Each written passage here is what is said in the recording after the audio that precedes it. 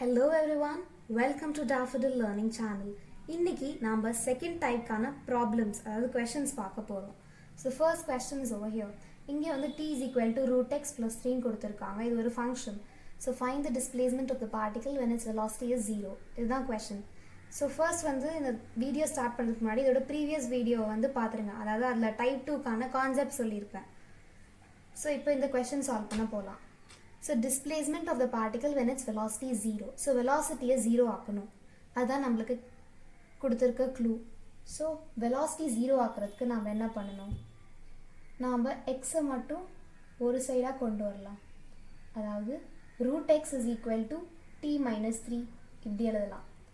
Next வந்து root அந்த side எடுத்துட்டு போனா t minus 3 the whole square னு வரும். இப்போ இந்த ஃபங்க்ஷனை dx by dt ன்னு பண்ணா நமக்கு velocity கிடைச்சிரும். இது வந்து previous வீடியோல நான் எக்ஸ்பிளைன் பண்ணியிருந்தேன். So இதை differentiate பண்ணா dx by dt is equal to velocity is equal to differentiation இந்த மாதிரி இருந்துச்சுன்னா அதுக்கு differentiation of x to the power n okay is equal to nx to the power n minus 1 okay with respect to x. இது உங்களுக்கு தெரிஞ்சிருக்கணும் differentiation basic mathematicsல படிச்சிருக்கணும் நீங்க. So velocity வந்து 2 t minus 3 the whole to the power n minus 1 அதாவது 2 minus 1 which is 1. So velocity is equal to 2 into t minus 3. So when its velocity is 0 ன்னு கொடுத்திருக்காங்க. So இதுக்கு equate பண்ணுங்க. So equate பண்ணா t is equal to 3 seconds. So t is equal to 3 secondsல velocity 0 ஆகுது. அப்ப displacement of the particle என்னன்னு கேக்குறாங்க. So t is equal to 3 secondsல velocity 0 ஆகுதுங்கறத கண்டுபிடிச்சிட்டோம். So இதுல இருந்து displacement எப்படி கண்டுபிடிக்கிறதுனா t is equal to 3 second இந்த ஃபங்க்ஷன்ல சப்ஸ்டிட்யூட் பண்ணனும்.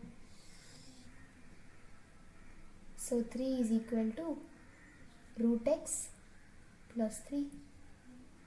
So root x is equal to 0. So displacement is also equal to 0. So இதுதான் உங்களோட answer.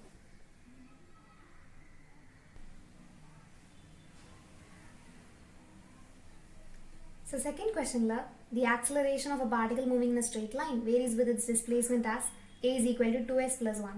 Acceleration as a function of x அதாவது displacement கொடுத்திருக்காங்க. Velocity of particle is 0 at 0 displacement. Find the corresponding velocity displacement equation. So a acceleration கொடுத்து v acceleration கேட்காங்க. போன வீடியோல இத பத்தி எக்ஸ்பிளைன் பண்ணிருந்தேன் ஒரு எக்ஸாம்பிள்ல. சோ இத எப்படி சால்வ் பண்ணனும்னா a is equal to 2s plus 1. So s ங்கிறது displacement. Acceleration as a function of displacement கொடுத்திருக்காங்க. சோ எந்த ஃபார்முலா வந்து இதுக்கு ரிலேட் பண்ணுது acceleration வந்து as a function of displacement னா v dv by dx ன்னு ஒரு ஃபார்முலா third ஃபார்முலாவா கொடுத்திருந்தேன் போன வீடியோல. சோ அந்த ஃபார்முலா தான் acceleration ஃபார்முலா. இங்க acceleration க்கு சப்ஸ்டிட்யூட் பண்ணனும் v dv by ds um dx உம் இங்க ஒண்ணு is equal to 2s plus 1 ன்னு எழுதலாம். Because acceleration can be written as v dv by dx. So அதான் இங்க எழுதியிருக்கேன். So எப்போதுமே இந்த மாதிரி क्वेश्चनல வந்து v dv ds இந்த மாதிரி இருந்துச்சுன்னா v யும் dv யும் ஒரு சைடு வச்சிட்டு s ds எல்லாத்தையும் ஒரு சைடு எடுத்துட்டு போய்க்கணும். இப்போ ரெண்டு சைடும் இன்டகிரேட் பண்ணலாம்.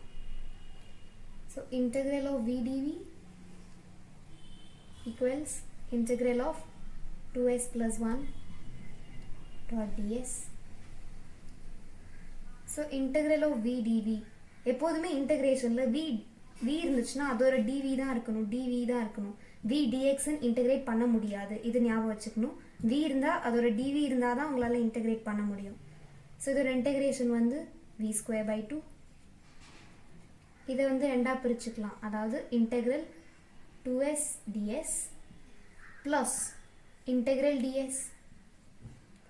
சோ இத இன்டகிரேட் பண்ணா 2s square by 2 plus s. 2 cancel. So v square is equal to 2s square. இப்படி வருது. v square is equal to 2 into s square plus s. So இத வந்து இங்க எழுதுறேன். ஃபைனல் ஆன்சர் வந்து root of 2 into 2s into s plus 1. இதுதான் உங்களோட answer. Velocity displacement equation நம்மளுக்கு கிடைச்சிருச்சு. That's it. So question number 3. A particle moves rectilinearly at t is equal to 0 such that its velocity v is equal to t square minus t. Find the time interval for which the particle retards. So particle retards. அதுதான் அங்கே keyword.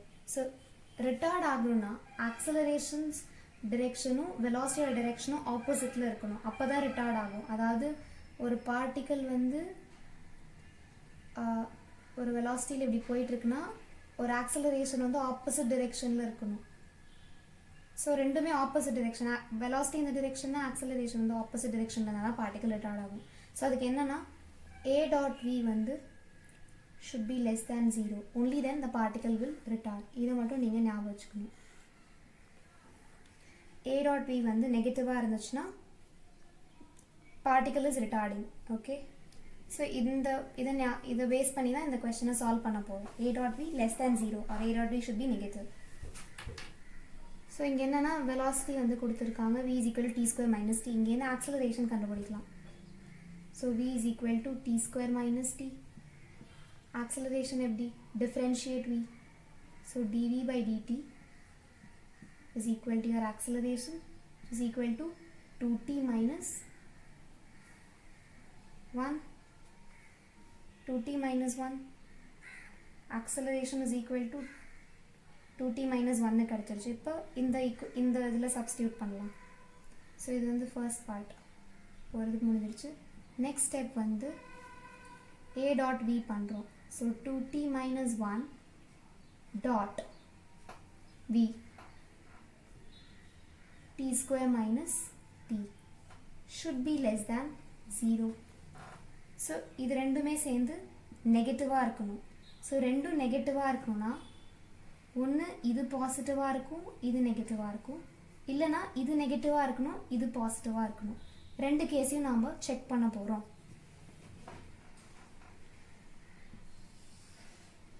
So first வந்து 2t minus 1 வந்து positive, t square minus t நெகட்டிவ்னு வச்சு check பண்ணலாம்.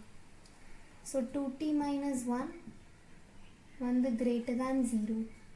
பாசிட்டிவ்னா greater than 0. So 2t greater than 1. So t greater than 1 by 2. t greater than 1 by 2 seconds. Next வந்து t square minus t வந்து நெகட்டிவாக இருக்கணும். இந்த first case பார்க்குறோம். ரெண்டு கேஸ் இருக்குது. ஓகே, இது வந்து first case. So t square minus t நெகட்டிவாக இருக்கணும்னா t square minus t should be less than 0. So இதை காமன் எடுத்தால் t minus 1 should be less than 0. So t should be less than 1 second. இப்படி வருது. t greater than 1 by 2 and t less than 1 second. So இது ஒரு case. Okay, second கேஸும் பண்ணி பார்க்கலாம். இது ஸோ ஆன்சர் வந்து இதுதான். ஸோ டைம் இன்டர்வல் வந்து t between 1 second and 1 by 2. t greater than 1 by 2, t less than 1 second. இதுதான் ஆன்சர். ஆனால் செகண்ட் கேஸை செக் பண்ணி பார்க்கலாம். செகண்ட் கேஸில் 2t minus 1 வந்து negative, that is less than 0வாக எடுத்திருக்கோம். ஸோ t வந்து என்ன வருது, t must be less than 1 by 2 வருது. So second case. ஓகே, இது ஜஸ்ட் ஹிட் அண்ட் ட்ரையல் பண்ணுறோம். t square minus t should be greater than 0. ஏன்னா இது நெகட்டிவ்னா இது பாசிட்டிவாக இருந்தால் தான் டோட்டல் மல்டிப்ளை பண்ணுறப்போ நெகட்டிவ் வரும், less than 0.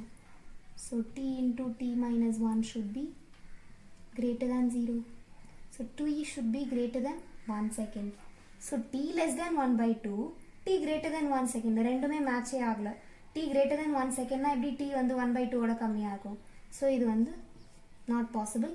This is the answer. So இந்த கொஸ்டினை நான் கன்க்ளூட் பண்ணுறேன். ஸோ இது வந்து ரொம்ப இம்பார்ட்டண்ட்டான பாயிண்ட். அதாவது velocity will increase if a dot v or f dot v is positive. அப்படின்னா velocity increase ஆகும். Implies that the particle is accelerating.